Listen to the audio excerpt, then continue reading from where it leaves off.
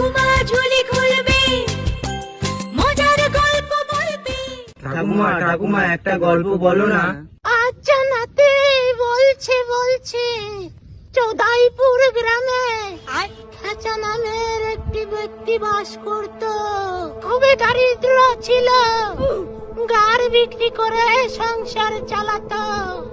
হঠাৎ একদিন গাড়ি হিটস হয়ে যায়। তারপর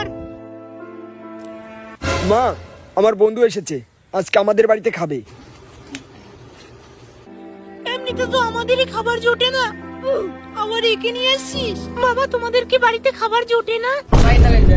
আরে দাঁড়া, মা ওরকম বলে, মায়ের কথায় কিছু মনে করবি না।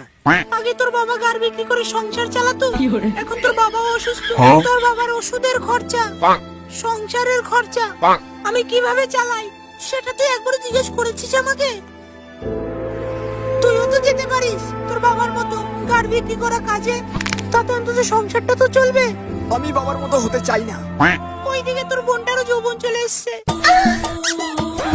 ভাই তোর বোন চোখ মারছে।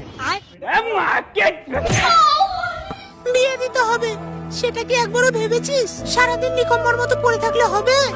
তুমি চুপ করবে? একবার খাবোই না আমি। আবার দেখো খাবার ছেড়ে উঠে গেল। আবার